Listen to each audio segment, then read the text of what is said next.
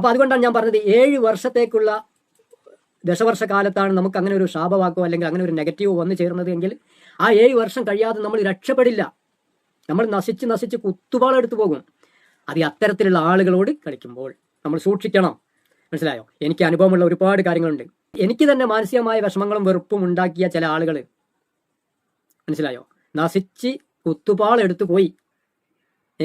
അത് ഭൂമിക്ക് മുകളിൽ ഇന്നും നശിച്ചു കൊണ്ട് പോകുന്നവരുമുണ്ട്, ഭൂമിക്ക് അടിയിലേക്ക് പോയവരുമുണ്ട്. മനസ്സിലായോ? അപ്പം ഞാൻ ഈ കഥ ഇവിടെ പറയാൻ കാരണം എന്താ വെച്ചാൽ, നമുക്ക് നെഗറ്റീവ് വന്നാൽ തീർച്ചയായിട്ടും നമ്മളത് ഒഴിവാക്കിക്കൊള്ളണം. അതിന് വേണ്ട കാര്യങ്ങൾ ചെയ്തു കൊള്ളണം. ചിലപ്പോൾ ചിലത് പ്രാർത്ഥന കൊണ്ട് മാറില്ല. ചിലപ്പോൾ ചിലത് നമ്മൾ ദിക്റെടുത്താലോ സലാത്തെടുത്താലോ അല്ല വേറെന്താ കാര്യം ചെയ്താലോ ഒന്നും മാറിക്കൊള്ളുന്നില്ല. അതിന് ശക്തമായ തക്കതായ ക്രിയകൾ തന്നെ ചെയ്യേണ്ടി വരും.